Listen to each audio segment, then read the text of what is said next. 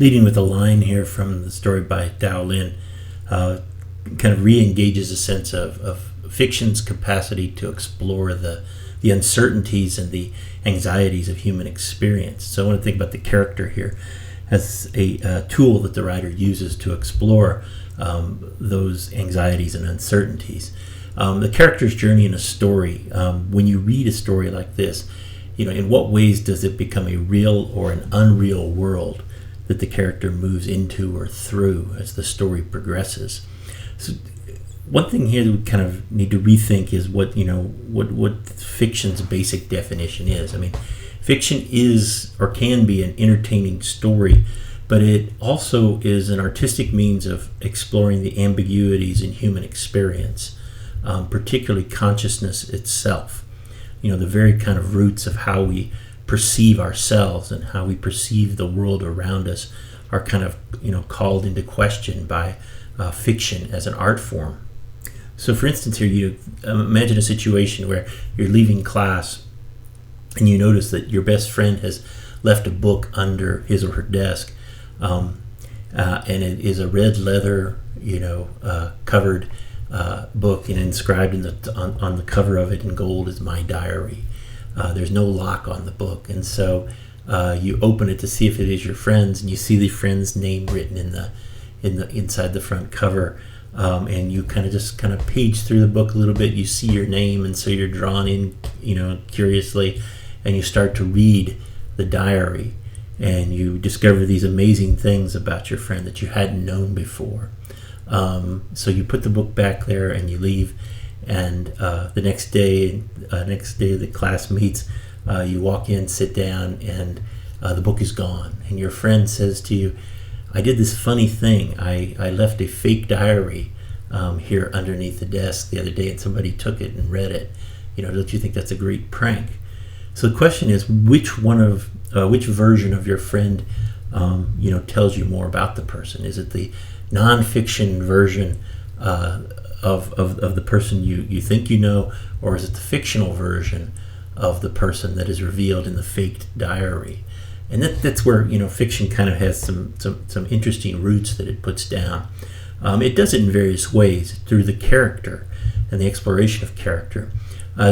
Traditionally, this has been done through the defining conflicts of a story: the human being versus other human beings, the human being at conflict within the self, the human being at conflict with society, and another kind of conflict that has kind of arisen with the advent of global warming is the human being versus the non-human world. In what ways can the human being find a place within a larger nature to define the self? So you can think about the conflicts that the character experiences through the journey, and how those define him or her. You can also think about the spaces in which the character inhabits here. A sense of how the character inhabits a city, or how a character inhabits a sense of home, or in what ways does the character reside within a particular historical moment and define the self there, or how is the character in flight, or how has the character been displaced? Another kind of very significant impulse to the character's definition in our own historical time, given the impact of globalization and migration and immigration within the world. How does the character inhabit these lived spaces, or how does the character move between spaces to define the journey that the character takes? Another way to think about this is the story's end. Where does the story move to? In what direction does the character move? Is this a narrative of resolution or dissolution? That is, at the end of the story, does the character seem more resolved about the world that he or she inhabits, or does the character come apart or dissolve through the course of the story? And we see examples of this in the stories we look at today. And finally, here, as this journey is taken, how does the character perceive a sense of the realities of the spaces that emerge within the story? So, is there ever such a thing as a quote-unquote real Chicago here, for example? Or is it always going to be kind of a version of Chicago, that changes in time, that changes with different person's perspectives, how is that world real or unreal, and how does fiction allow us a means of kind of exploring the realities or the unrealities there. So there are 3 stories on the table today, and just a few dimensions from these that I'd like you to consider as you think about the character inhabiting a real or unreal kind of space of journey here. Donald Antrim's Another Manhattan First. You can think about the kind of unreal world of this story.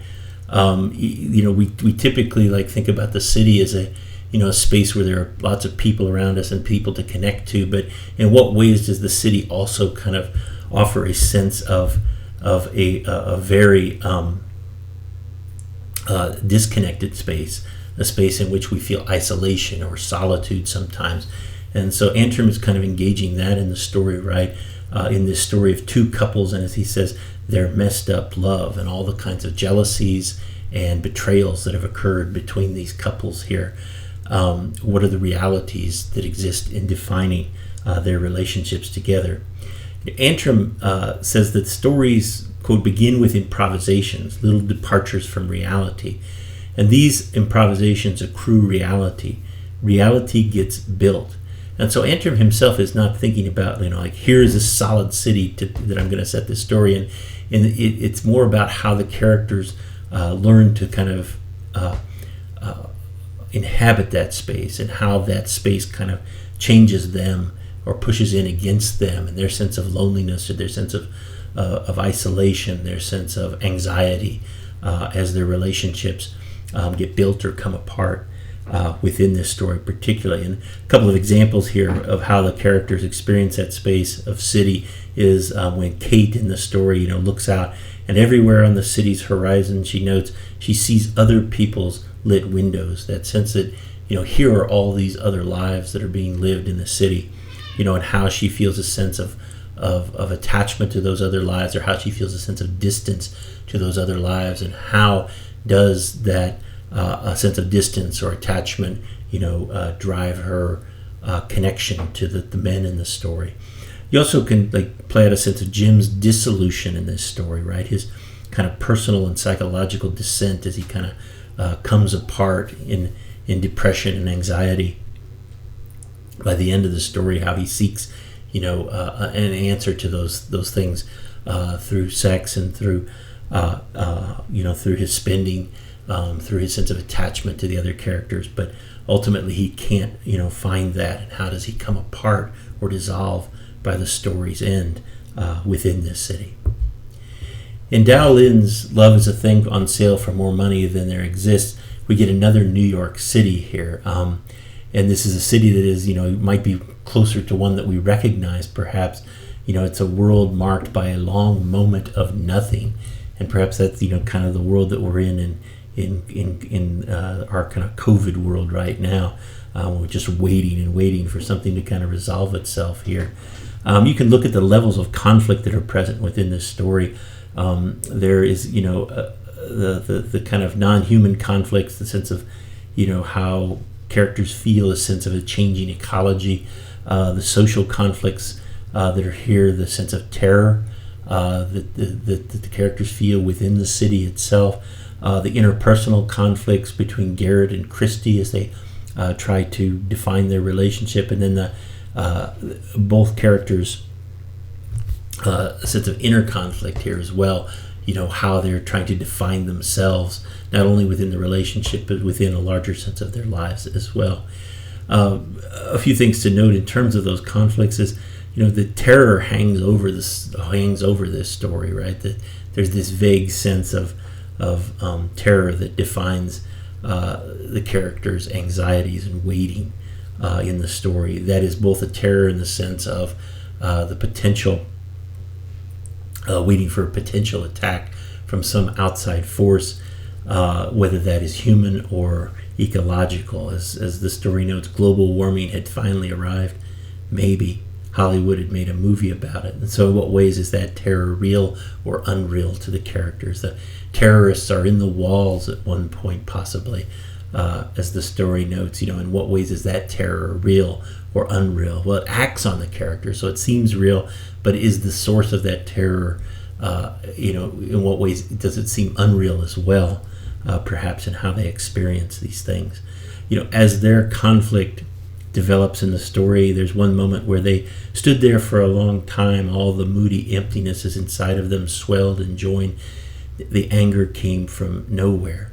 So how do you, in a relationship, how do you define your sense of frustration or anger with your partner? Where does that anger come from? Is it directly coming from them, or in what ways does it come from other sources or other points of conflict, either in the past or kind of vague terrors about the future? Garrett and Christy both feel those things. And the resolution in this story is really interesting, right? Because it ends with a slammed door, and the question is, on which side of the door is Christy when she walks out on Garrett? As the story notes, for a moment Garrett felt sorry for her, for himself, for the whole wrecked and blighting world, and then Christy was back saying, "You're a real shithead." This is a moment of when the door slams, is which side of the door is she on, and how does that cause you to rethink the characters' attachment to one another? And then you have this short flash fiction, Men by Lydia Davis here. It's less than a page long, and so does that make it a simpler story if it's just this kind of paragraph long fiction? What's the effect of compression on the storytelling here? What effect does it have upon you as a reader? Well, the interesting thing is that even though it's shorter, it may be more complex in some ways, right? In what ways do you see perhaps the men and women in the story as characters? Who is we or us, and who is he in Davis's storytelling? Are these mythic or real men as the story goes? This is that kind of interesting line between nonfiction is kind of revealed here, right? In what ways do you feel like the we is, that Davis feels closer to the we, perhaps, that her I is a part of a we that is more non-fictional in some ways. Her writing in general does that in very interesting ways, I think. Also, what's revealed to the narrator here in that regard, how do we identify within that sense of we or us? Do you feel with Davis here, or do you feel like she's projecting a narrator as part of that we or us? What is forgetting in a short story like this, a short story? What is comfort in a short story? And what conflict is present in the moment of looking savagely as the he comes into the presence and drives off the we, drives us off? How does that work in a sense of conflict here? So to kind of sum things up, the character is a means of exploring human consciousness in the end, that through conflict, through a sense of the spaces the character moves through, as a sense of the story's progression, that the character moves as a space to explore. How does the world become real or unreal in the midst of the character's journey? A question you can ask of any of these stories as you do your writing here. Does the world seem to collapse at some times? Right? Psychologically, you may have had moments in your life where you feel like yourself comes apart in ways. In what ways does the more solid world come apart in those moments as well? In what ways does it come apart within the stories for the characters here? Is there ever such a thing as a quote-unquote real world, or are we always dealing with an unreal world? Does fiction have a moral dimension here? It's an interesting question we can come back to throughout the course. Are only good characters present? Would you call the characters in any of these fictions quote-unquote good and moral? And do we need good and moral characters in stories? Or an example here is the great series Breaking Bad, a character who would seem to be good at the outset but just kind of declines morally throughout the story, yet we're drawn into his story and we're connected to his story. And the final question here, right? How well can your reader even know a character? How well can one know oneself or someone whom one loves, right? That sense of, in a love story, how well is it possible to know the person who's beloved? Where is the line between the reader and the narrator character on the page? How do you distinguish yourself as you begin to empathize? And how do you draw that line between fiction and nonfiction as the character?